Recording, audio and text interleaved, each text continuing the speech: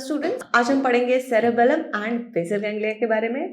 आप सेरेबेलम के बारे में पढ़ोगे सेरेबेलम में, राइट।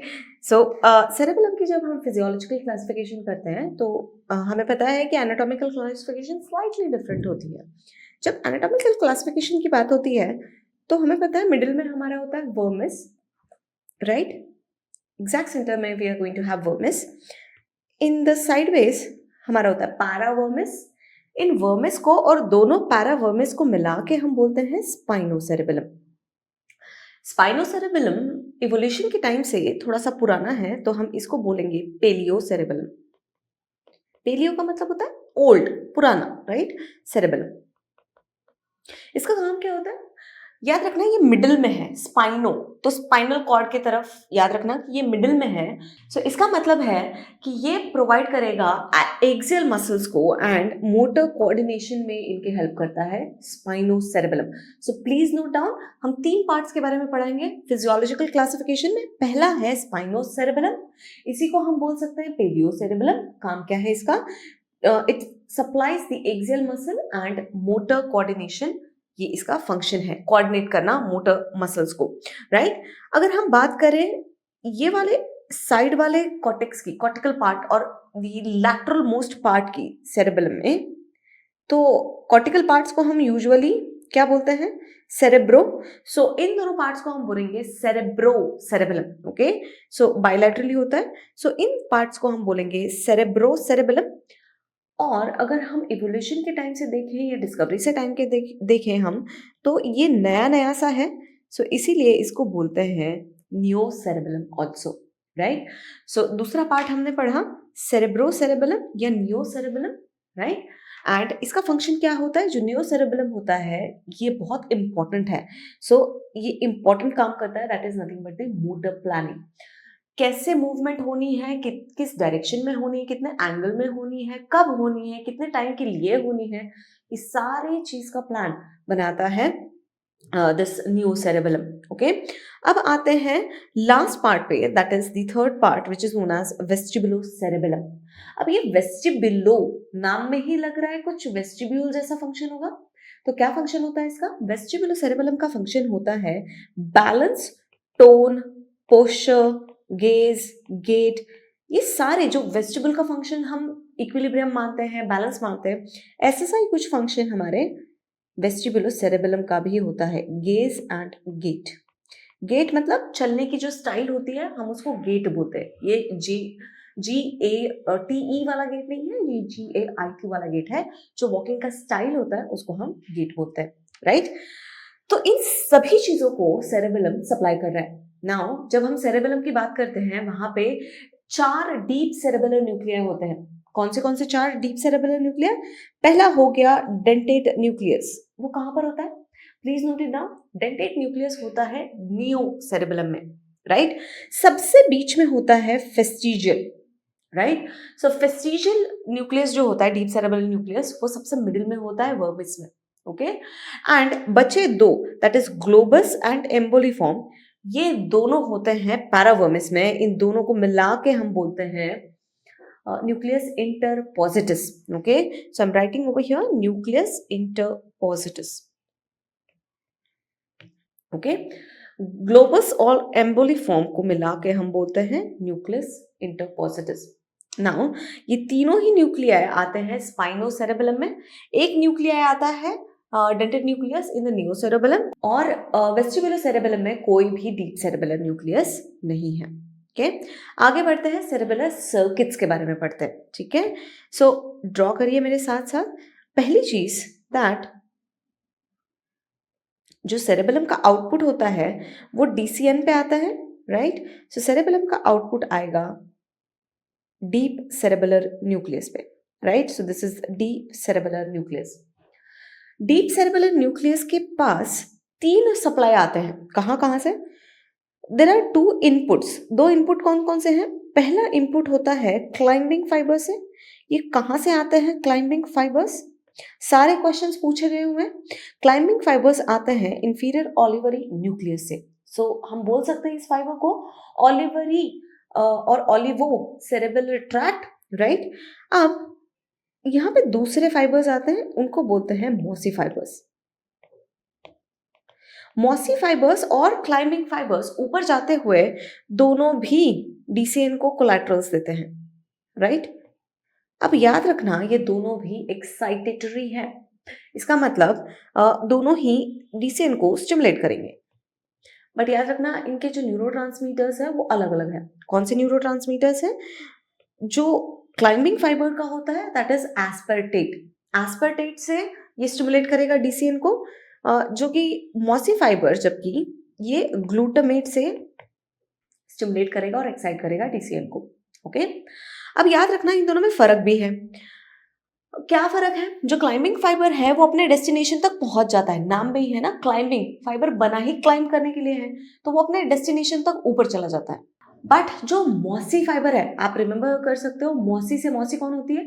मॉसी होती है मम्मी की सिस्टर, राइट। सो मॉसी थोड़ी सी ओल्ड हो गई है, वो ऊपर चढ़ नहीं पाती है, तो वो अपने ब्रांचेस दे देती है, राइट। सो ऐसे ही हम पढ़ते हैं। अब दूसरी चीज कि डीसीएन पे दो एक्साइटेटरी स्टिमुलस आ गए, तो ये बहुत ज्यादा एक्साइट होने के चांसेस हैं, तो हमें इनहिबिटरी सिग्नल्स भी चाहिए।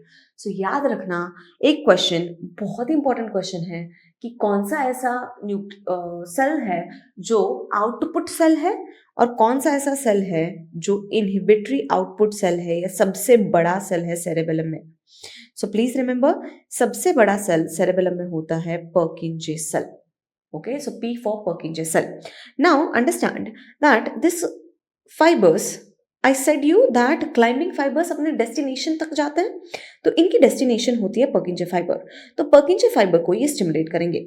ऑन द अदर हैंड जो क्लाइंबिंग फाइबर्स होते हैं वो बहुत पहले ही एंड कर जाते हैं और ये स्टिमुलेट करते हैं अनदर स्टिमुलेटरी फाइबर्स को, जिनको बोलते हैं हम ग्रैन्यूल फाइबर्स और ग्रैनुलर फाइबर्स, राइट।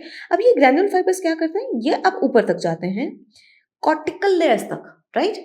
इसमें कुछ फाइबर्स ये पैरेलली जा रहे होते हैं ऐसे, किसके पैरेलल में?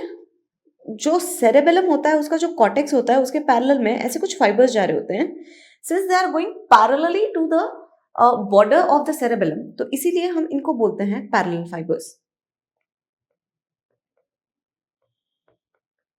नाउ याद रखना ग्रैन्युलर सेल्स, मैं यहां पे सिर्फ GR लिख रही हूं, granular cells, GR for granular cells, ना सिर्फ पैरेलल फाइबर्स को स्टिमुलेट करते हैं या एक्साइट करते हैं, बल्कि ये यहाँ पे एक कोलैटरल भी दे देते हैं, राइट। और कोलैटरल देके एक सेल को स्टिमुलेट करते हैं जिसका नाम है गोल्गी सेल। अब ये गोल्गी सेल का काम क्या होता है? रिमेंबर, ये जो गोल्गी सेल है ये इन टर्न इनहिबिट करता है ग्रैनुलर सेल्स को। सो ये हुआ हमारा गोल्गी सेल, राइट, जो कि इनहिबिट करेगा ग्रैनुलर सेल्स को। सो ये क्या है? ये अपना मतलब इन्होंने ये रेंचो सेल की तरह काम कर रहा है। दैट मीन्स ग्रैनुलर सेल ने उसको स्टिमुलेट किया, the red fibres are stimulatory fibres, उसने स्टिमुलेट किया गोल्गी सेल को। गोल्गी सेल ने क्या किया? उसका ओवर एक्साइटेशन प्रिवेंट किया, राइट। सो गोल्गी सेल ने उस पर कंट्रोल किया और उसको इनहिबिट करवाया। ओके, अब अगर मैं बोलूं यहाँ पे और भी कुछ सेल्स होते हैं, बट बिफोर दैट याद रखना ये जो सेरेबेलम होता है इसमें 3 डिफरेंट लेयर्स होती हैं जिनमें ये सेल्स प्रेजेंट होते हैं। कौन सी 3 लेयर्स हैं? पहली लेयर यहाँ पे बना लेते हैं हम, और दूसरी लेयर ये वाली बना लेते हैं। ओके, सो याद रखना 3 लेयर्स कौन सी है? सबसे नीचे जिसमें ग्रैनुलर सेल्स है उसको हम बोलेंगे ग्रैनुलर लेयर, जिसमें ग्रैनुलर सेल्स तो है ही प्लस गोल्गी सेल्स, तो जी वाले सेल्स ग्रैनुलर लेयर में होंगे। जिसमें पर्किंजे सेल का सेल बॉडी है उसको हम बोलते हैं पर्किंजे लेयर, जो सबसे बड़ा सेल है और ओनली आउटपुट सेल है सेरेबेलम का।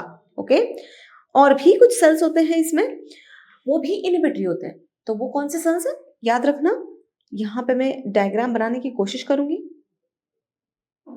सो सपोज करो ये एक बास्केट है, राइट, तो बास्केट सेल हो गए, और हमारे होते हैं एक और cell that is nothing but the stellate cells, जो स्टार शेप दिखते हैं। ओके, सो ये जो सेल्स है ये क्या करते हैं? ऑब्वियसली ब्लू सेल्स है, इनका भी टारगेट पर्किंजे सेल ही होता है, तो ये यहाँ पे आते हैं और इनका भी जो सिग्नल होता है, दोनों का सिग्नल इनहिबिटरी होता है। So how many inhibitory signals are there? 2 inhibitory. और याद रखना पैरेलल फाइबर्स डायरेक्टली भी सप्लाई करते हैं पर्किंजे सेल्स को और ये स्टिमुलेटरी होते हैं। अब ये बास्केट और स्टिलेट सेल्स ये एक्टिवेट कैसे होते हैं? इनको भी स्टिमुलेटरी सप्लाई जाता है पैरेलल फाइबर्स से। So please remember parallel fibres से बहुत सारी चीजों को स्टिमुलेटरी सप्लाई जा रहा है। कौन कौन से सेल्स को? पर्किंजे सेल्स को, स्टिलेट सेल को, बास्केट सेल को। अब ध्यान से देखो यहाँ पे पर्किंजे सेल पे 2 स्टिमुलेटरी सप्लाईज है और 2 इनहिबिटरी सप्लाईज है, right? So that is how the Purkinje cell is going to get balanced. जो मॉजी फाइबर्स होते हैं इनके पास कहां से आते हैं सिग्नल्स? इनके पास सिग्नल्स आते हैं स्पाइनोसेरेब्रल ट्रैक्ट से। सो स्पाइनोसेरेब्रल ट्रैक्ट एक्चुअली कॉपी लेके आता है प्लान की, कि हमने सपोज करो मुझे कोई चीज उठानी है तो मैंने प्लान बनाया कि मैं इस डायरेक्शन में मेरा अपना हैंड मूव करूंगी, एक्सटेंशन करूंगी, इतने डिग्री में एक्सटेंशन करूंगी और इतने टाइम में करूंगी, इतने टाइम के लिए करूंगी, सब कुछ प्लान बनाया मैंने, राइट? कहाँ पे? सेरेबेलम में। अब वो प्लान जो भी आता है उसकी एक कॉपी सेरेबेलम में आती है। नियोकॉर्टेक्स तो बनाता ही है किसका? हमारे जो कॉर्टेक्स है, मेन कॉर्टेक्स, सेरेब्रल कॉर्टेक्स का, वो भी प्लानिंग में हेल्प करता है, बेसल गैंग्लिया हेल्प करता है, राइट? सो उस प्लान की एक कॉपी भी हमारे पास आ रही है सेरेबेलम में, इसके थ्रू, मॉजी फाइबर्स के थ्रू, राइट? प्लस ये इंफीरियर ऑलिवरी न्यूक्लियस जो होते हैं यहाँ पे आते हैं होल बॉडी से प्रोप्रियोसेप्टिव स्टिमुलाई।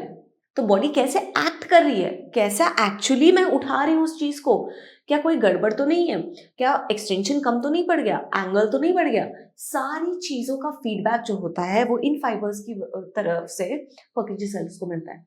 तो पर्किंजे सेल्स को क्या होना चाहिए उसका प्लान मिल रहा है और क्या बॉडी में हो रहा है वो भी मिल रहा है। सो अगर इनमें डिसबैलेंस हुआ तो वो तुरंत करेक्ट कर देगा। सेरेबेलम बहुत पावरफुल होता है, जैसे कि आप जानते ही हो। सो सेरेबेलम में ये चीज बहुत पावरफुल है दैट ड्यूरिंग द मूवमेंट ये करेक्शन कर देता है, एरर को कम कर देता है। सो प्लीज याद रखना, ऐसे ही सेरेबेलम का सर्किट बनता है, राइट? सो इस सर्किट को अगर आपने सारा चीज याद कर लिया तो आपके सारे के सारे क्वेश्चन सॉल्व हो जाएंगे। एक चीज और, जो आउटर मोस्ट लेयर थी, हमने 3 लेयर्स पढ़ी थी, राइट? नीचे वाली लेयर्स में हमने पढ़े थे ग्रैन्युलर सेल्स, ग्रैन्युलर लेयर में granular cells and Golgi cells थे, राइट? मिडिल में हमने पढ़ा था पर्किंजे लेयर, पर्किंजे सेल में पर्किंजे सेल्स थे, राइट? पर्किंजे लेयर में पर्किंजे सेल्स थे। और लास्ट वाली लेयर होती है मॉलिक्यूलर लेयर। मॉलिक्यूलर लेयर में कौन से फाइबर्स होते हैं? मॉलिक्यूलर लेयर में कौन से तरह के सेल्स होते हैं? इसमें होते हैं basket cell, stellate cells and parallel fibres. They are not cells, remember, fibres हैं वो सेल्स नहीं है। तो हमारे पास हो गए 5 तरह के cells, granular, Golgi, Purkinje, basket and stellate, right? 3 तरह की layers, molecular layer, Purkinje layer and granular layer. And 4 तरह के हमने डीप सेरेबेलर न्यूक्लियस पढ़े थे। कौन से 4 तरह के deep cerebellar nucleus? Dentate nucleus, emboliform nucleus, globose and the fastigial, right? DEGF। So these are the cerebellar nuclear. अब लीजन पढ़ते हैं। हमें पहले पता है कि मोटर प्लानिंग भी ये कर रहा है, स्मूथनिंग करवा रहा है, बैलेंस करवा रहा है।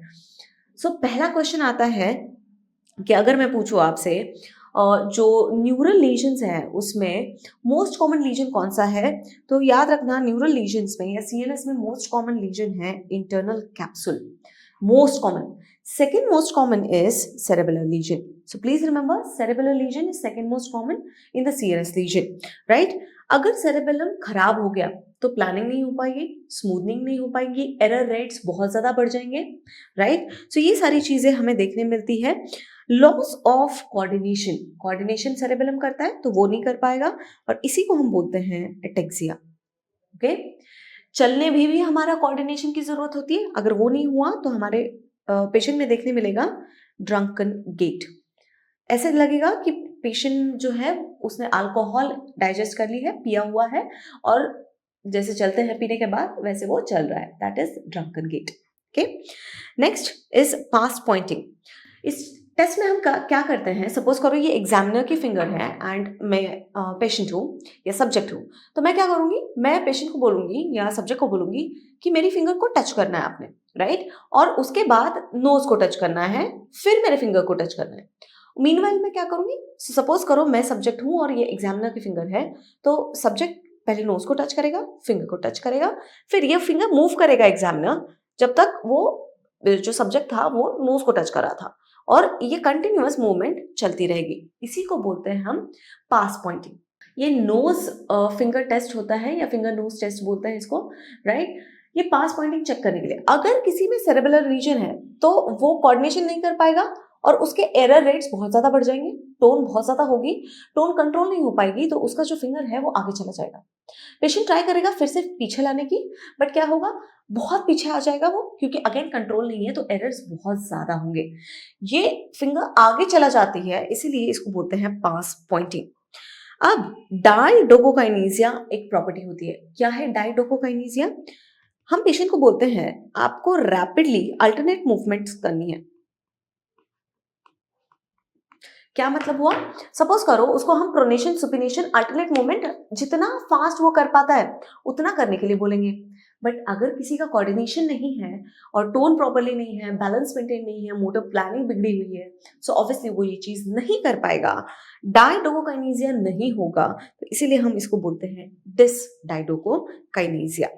आगे बढ़ते हैं, निस्टैग्मस। उसमें देखिएगा ऑब्वियसली हमारा जो एक रिफ्लेक्स होता है that is known as vestibulo ocular reflex, जो कि फ्लोक्युलर नोड से या वेस्टिबुलो सेरेबेलम से मेनली मेंटेन होता है। इसका क्या मतलब होता है, सपोज आप बस से जा रहे हो या ट्रेन से जा रहे हो या किसी व्हीकल से जा रहे हो, राइट, इंडियन रोड पे, प्रॉपर इंडियन रोड्स पे, राइट, और आप कुछ पढ़ने की कोशिश कर रहे हो, ऑब्वियसली आप मेडिकोस हो, सेरेबेलम में हो, राइट, तो पढ़ोगे तो पढ़ने की कोशिश कर रहे हो, बट तभी जो व्हीकल है वो टर्न हो जाती है या किसी गड्ढे से निकलती है, तो क्या होगा, आपकी नेक की मूवमेंट होगी, but you are trying to read via full focus के साथ आप पढ़ने की कोशिश कर रहे हो। जैसे ही नेक मूवमेंट हुई उसके अपोजिट डायरेक्शन में आई मूवमेंट होगी। फॉर एग्जाम्पल मेरी आईज अभी यहाँ थी, राइट, अगर नेक मूवमेंट मेरी यहाँ हुई तो आईज मेरी अपोजिट डायरेक्शन में, दैट मीन्स अगर नेक मूवमेंट लेफ्ट में हो रही है तो एक्स्ट्रा ऑक्यूलर मसल की हेल्प से आई जो मूव होगी वो राइट साइड मूव होगी, राइट। सो इसी को बोलते हैं वेस्टिबुलो ऑक्यूलर रिफ्लेक्स। ओके, जो वेस्टिबुलो ऑक्यूलर रिफ्लेक्स का जो स्टिमुलस होता है वो होता है proprioceptive impulses from the neck region, और जो रिस्पॉन्स आता है वो आता है आईज में। ओके, सो अगेन मूवमेंट हुई राइट साइड तो आई बॉल जो होता है वो मूव करेंगे left side, right.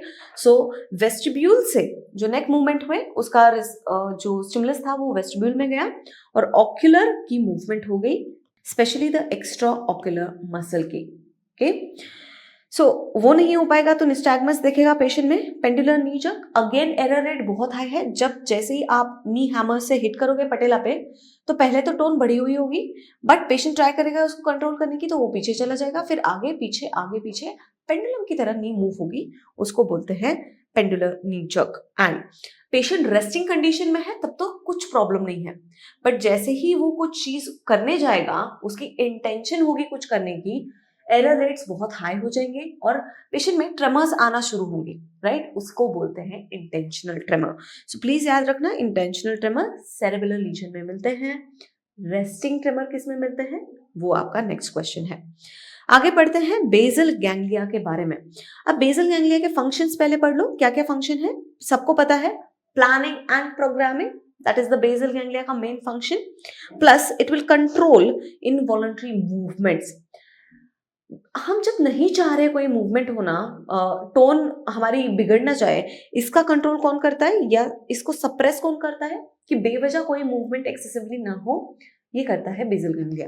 Eight rest, help in execution, कोई प्लान बना हुआ है उसको एग्जीक्यूट करना है तो उसमें भी बेसल गैंग्लिया हेल्प करेगा, एंड टोन मेंटेनेंस में भी बेसल गैंग्लिया हेल्प करेगा। इसमें दो पाथवेज हम पढ़ेंगे, कौन से दो, एक तो पढ़ेंगे हम डायरेक्ट पाथवे और एक हम पढ़ेंगे इनडायरेक्ट पाथवे।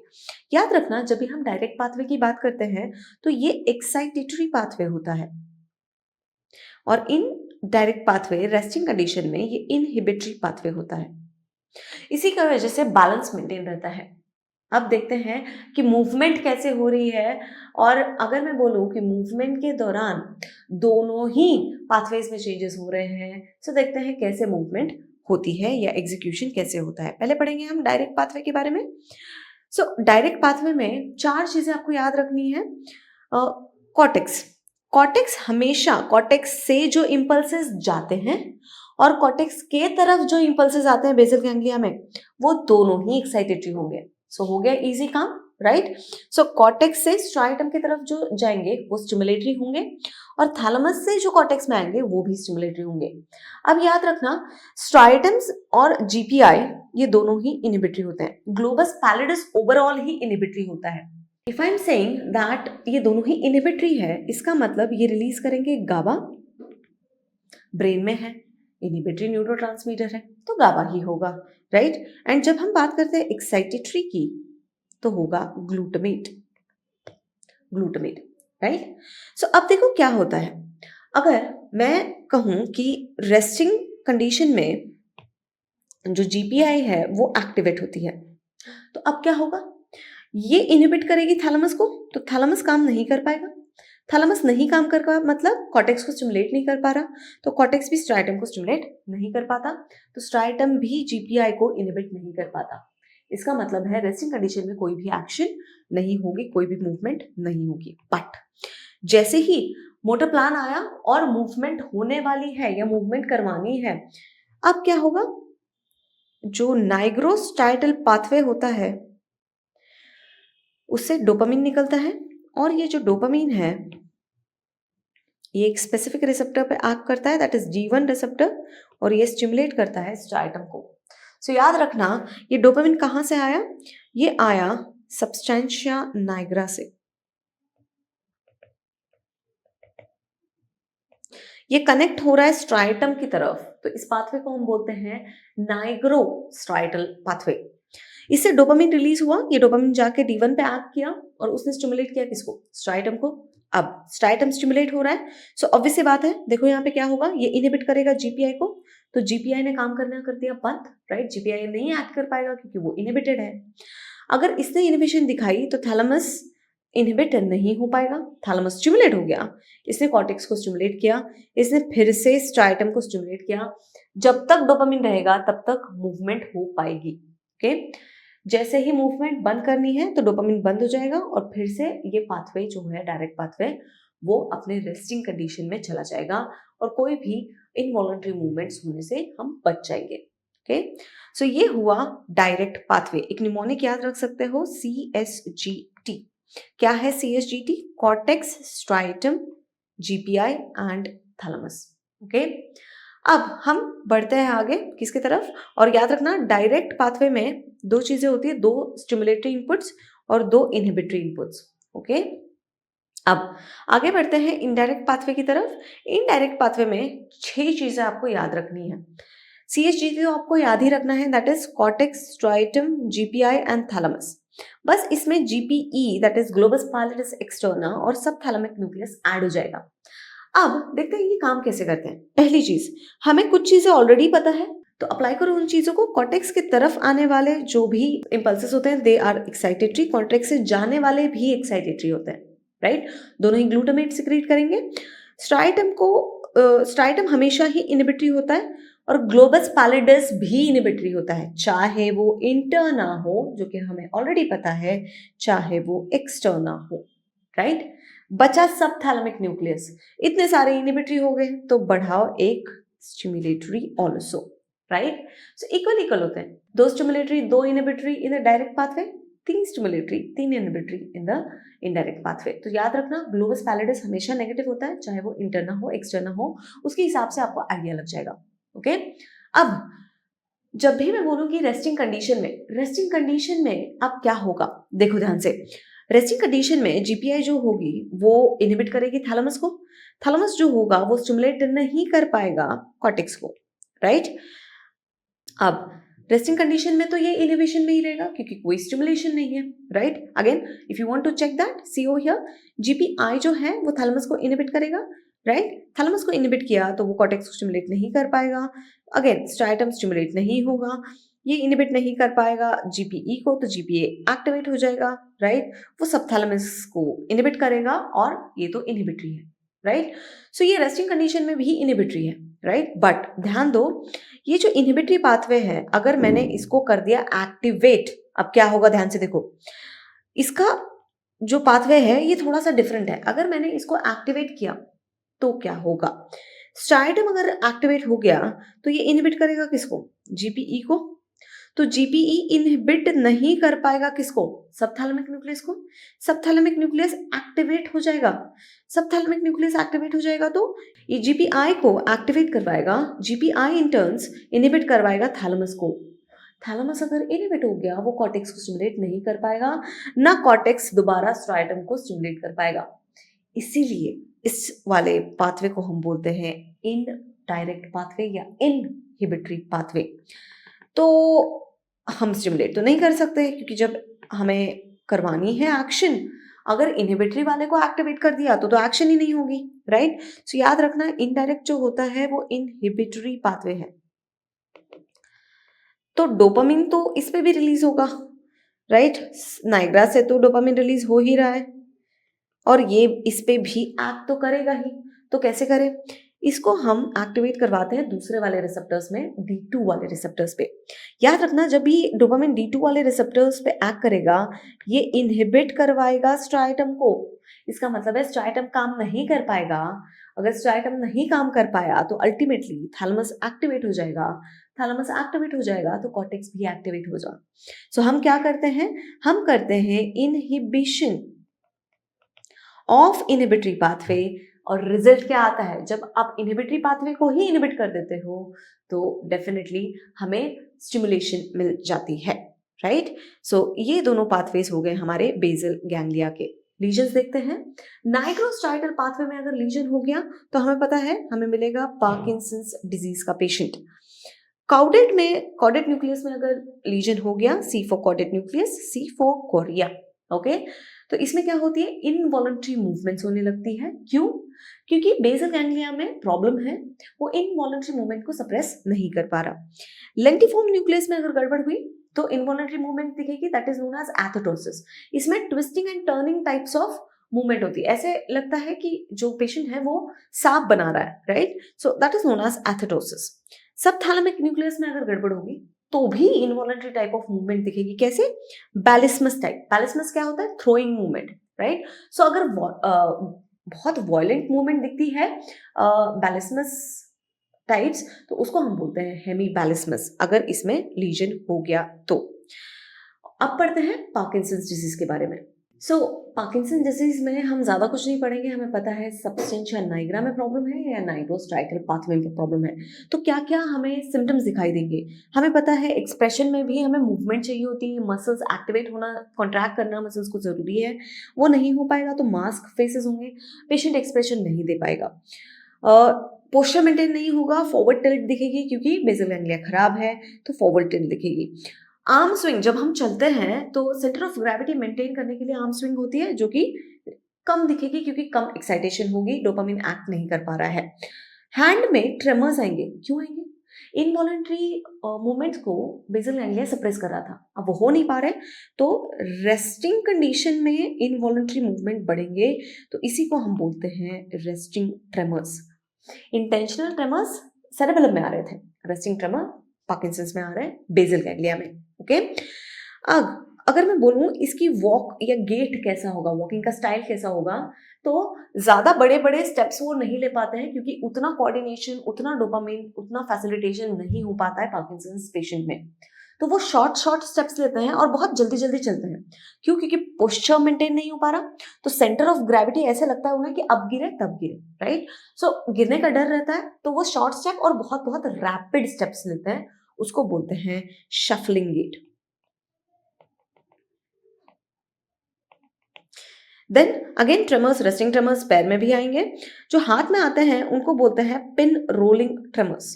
प्लीज याद रखना, ऐसे कुछ ट्रेमर्स होते हैं उसको बोलते हैं pin rolling tremors. Then obviously stoop posture होगा, पोस्चर प्रॉपर्ली मेंटेन नहीं हो पाएगा। विद दैट अगर पेशेंट को हम लिखने के लिए बोलेंगे तो बहुत अच्छे से वो नहीं लिख पाता है, बहुत ज्यादा मूवमेंट नहीं कर पाता है, छोटे छोटे छोटे छोटे वर्ड्स लिखता है, उसको हम बोलते हैं माइक्रोग्राफिया।